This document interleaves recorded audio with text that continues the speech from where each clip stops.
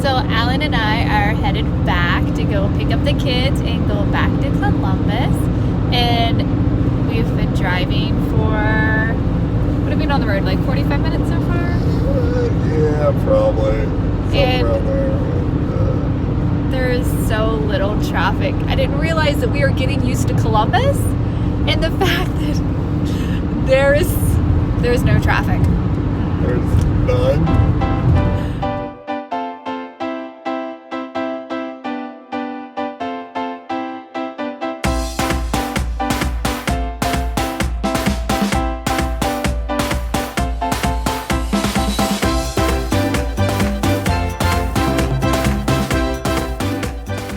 Hello everyone. Alan and I, as you can see, are in a hotel room.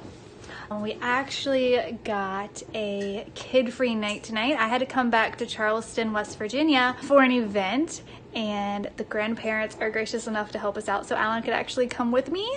My cupcake family is so awesome. So we are very excited to have a kid-free night. It's, I don't know, what time is it? 11 p.m.? It's probably 11 at this point. Yeah, oh yeah, it's 11 o'clock.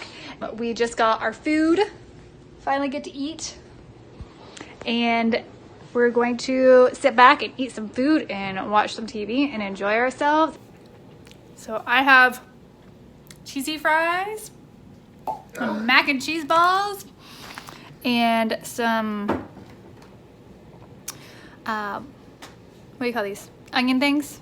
Fried onions. So one of the things that we wanted to talk about on this channel is what Jesse does do and some of his expectations. So just to give you a little background, he is 12 years old, so he's a preteen.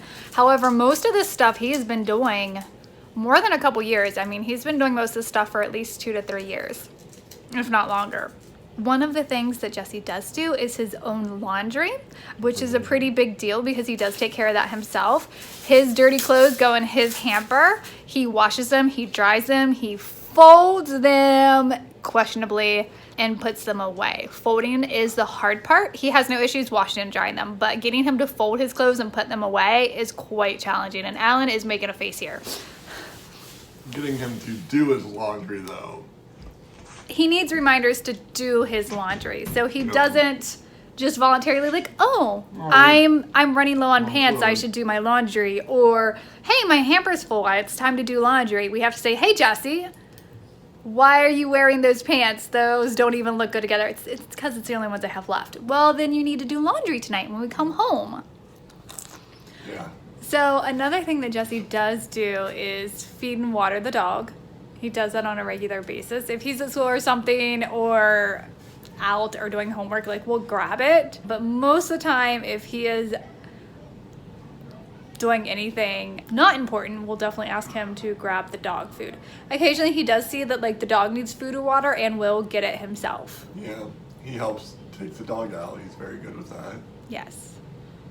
He takes the dog outside. He does. He takes that's a skill he's still working on because he gets a little bored waiting for Madeline to use the bathroom and then starts like playing with the leash and kicking rocks and distracting her. Yeah. So that is something that we're working on, but he does do that. Yeah, it's a little bit of a gray area.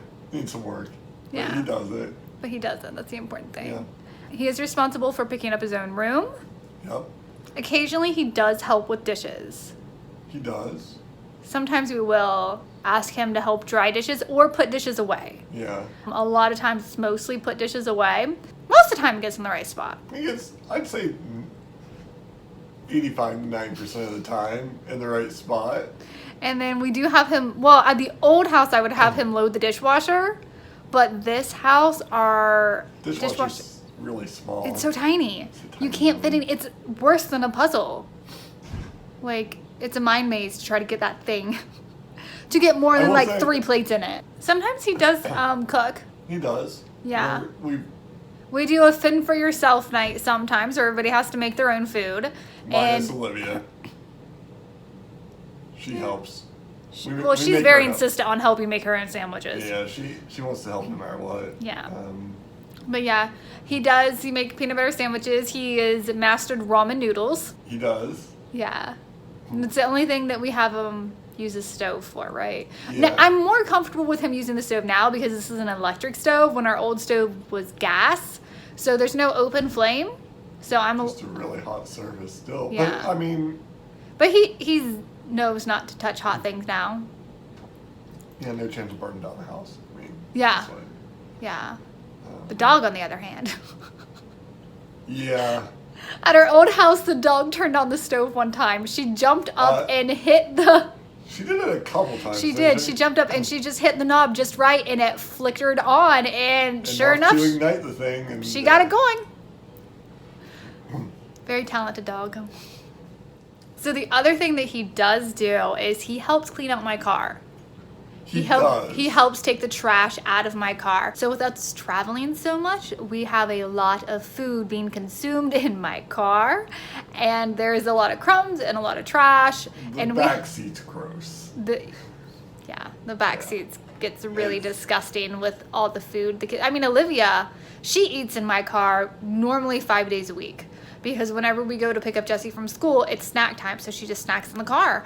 It gets pretty gross. So Jessie does help clean out the car. He does.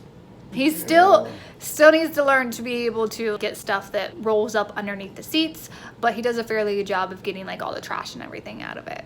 Yeah, he does. That's what he does most of the time. Sometimes I do have him help just with general cleaning if I'm doing something, like if I am sweeping the floors, then I'll have him clean the windows, or if I'm cleaning the bathroom toilet, I'll make him wipe something down. But those are most of his expectations, is a lot of laundry, helping with the dog, and cleaning his room. Yep. So he does have a chart that we used back in West Virginia that is still not hanging on his wall at home. We need to get that up. Yeah, we need to. You need to get that up. We haven't hung up a lot of things on the wall yet at the rental house in Columbus. But he does have a chart that he uses that gives every morning and night what he is expected to do, and then it breaks it down by week. So like on this night he takes a bath, and this night's the night he's supposed to do laundry. And the big thing about the chart that we're using is that it has pictures on it. So with his dyslexia, that makes a huge difference, because we had a morning routine and we had it taped to his door at, this time you get up and then you brush your teeth, and then at this time you should be getting dressed. However, he didn't really follow it at all. But once we got... He would choose when he followed it. If you tried to get him out of order, he'd be like, no, it says this. Yeah, well, that's normal with autism. He doesn't want to do it in any other order besides the order that it was in. Like, if somebody else was in the bathroom and he was supposed to brush his teeth, and you told him, go ahead and put your shoes on now, he would not do it. He'd just sit there until he could brush his teeth first and then put his shoes on. Yeah. Yeah. Somewhat improving. It's improving somewhat, but in the mornings now, it's just, he gets the bathroom anymore because we have our own, and Olivia does her own thing in the morning. A house with 3 bathrooms helps. So. Yeah, he doesn't have to fight for the bathrooms in the morning, so that really helps out the whole getting it in his order. Yeah. For the most part, that's what he does. And then obviously he does homework. Sorry, I didn't know if that was a given or not. When he comes home, he does do his own homework. So I will do a whole nother video about that, because that's a pretty big difference, is the way he does his homework now versus the way he used to do his homework. Very big difference. And it's made a huge difference for us, because when he used to go to school in West Virginia, we'd come home and I'd say, what is your homework? And he'd say, I don't know. And now I'm like, honey, do your homework. And he just opens up the computer and does it. I will do an entirely separate video on that, so look forward to that soon. So one of the things that I was told when Jessie was young was to always let the kids help with the chores at a young age, even though when they're young, it is much more of an interference. Yeah, it's counterproductive, and it's more of an interference to just let them do it and let them get that feeling of constantly helping and being a part of these jobs. That way when they're older, it won't just be such a shock to them if you're wanting me to sweep the floor now, or you're wanting me to do this now. If it's something that's instilled in them from a young age, it won't be so foreign to them when they're expected to do it on their own. And that's worked pretty well with Jessie. Yeah, because even when he was a toddler, which is what Olivia is doing now, cleaning the windows or dusting, even though the dusting is completely pointless for them. They're not doing anything. They think they are sweeping the floors. Yeah. Like, that's a big deal. So let them help at a young age, and it'll make a big difference. At least it's made a big difference with our kids, or at least Jesse so far, when they're older. The other thing I've noticed is I've done a lot of research on children who are now adults with autism, and I've been paying a lot of attention to what they did and how successful they are now at being independent. And one of the things I noticed was their parents kept raising the expectations. I'm glad, in a sense, that Jesse didn't get diagnosed till he was 12 years old, or a few months before his 12th birthday, because we didn't give him the option of, oh, it's okay, you don't have to do this because your brain works differently. We didn't give him excuses. We didn't give him exceptions. We held him up to a normal.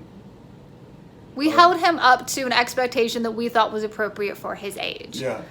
And I think that that's benefited him. I think that's made a huge difference for him now. I think if he would have got diagnosed at 2 and I would have been afraid to push him, that he would not be as far as he was today. I mean, that's just my opinion. I have no way of knowing that, but I think it was beneficial. Like, yeah. Is it before the diagnosis and stuff, and not knowing how Jesse functions stuff, and like trying to get him to do stuff that we thought was appropriate for his age? Was it frustrating? Mm-hmm. Oh, yes. It was very frustrating much. for him and us. Yeah, it was frustrating on both sides. But we figured out ways to make it work. We didn't give up. We didn't just say, this is too hard, you don't have to do it. Like, okay, you don't want to, you want to lollygag and get into cleaning your room. You have all day, buddy. It's your weekend. Spend it how you want, but the room's going to be clean before anything else happens. Which before it was, no, you can't leave your room and you can't take a break until this is done, which wasn't very successful. And now we understand that he's more successful if we set the expectation and then give him a break time. So we're learning different ways to make it more successful and easier on both him and ourselves. However, the expectation hasn't changed. Yeah. And I think that's an important thing with Jesse. And I think that's really what's helped him be as far along as he has. Like, even back to the room cleaning thing, like, it used to be like, we get on, like, why aren't you cleaning? You're playing, clean your room, get it done and over with. And now it's, you're playing a little bit, and he'll play while he picks stuff up. I think everybody does. Every kid does. I did that. I mean, I know I did. I don't think I did that, so my parents could watch this and probably correct me on this comment. I don't know. I probably did, but... Oh, I did. Yeah. I would play and then shove everything either under my bed or in the closet instead of putting it away where it belongs. Yeah, this seems easier. Shove it in here. Jesse used to shove things under the bed. We nipped that in the butt. With the Legos. Quickly. The Legos helped. Yeah. He has an under-the-bed tote for all of his Legos, so nothing else fits under there. Yeah. Problem solved. Yeah. I mean, I feel like it would have made things easier on us and him and less frustrating had we had him diagnosed with his dyslexia and autism at a much younger age. But at the same time, right now, seeing the success stories of children with autism, I think we would have approached it much differently had we had him diagnosed at a young age. And I've heard this come from other teenagers with autism, is to don't be afraid to push us. Like, don't be afraid to give us higher expectations. And it's most of the time they will eventually meet your expectations or succeed it. But if you set the bar really low, I mean, and it's within your child's level. Like, with his immaturity, our expectation was not that of another 11-year-old with his maturity. And I think you do have to adjust it for each child, but don't be afraid to have higher standards, and don't be afraid to keep pushing those limits. Especially with the socialization factor. If the child doesn't want to go outside, doesn't want to socialize with other people, doesn't want to be around other people, take it one step at a time. Take it, okay, first we're going to call into a very, very small group of people, just a little bit out of your comfort zone, and then a little larger group, and then, you know, maybe to a play group. Just keep pushing those limits higher and higher to get your child functioning at a level that's appropriate for them. Yeah. So thank you guys so much for taking the time to watch this video. We really appreciate it. And we saw that we finally hit 50 subscribers as soon as our last video posted. So I was super excited about that. So now I cannot wait to reach 100. Yeah. Thank you to all of our subscribers. Yes. If you want, comment below about things like maybe you have your kids do, or suggestions. It would be great if you guys would comment like your kids' ages and like what their expectations or chores are. That would be really great. So it'd be cool to see what everybody else is doing too. All right. I hope you guys have a good night. Bye. Bye.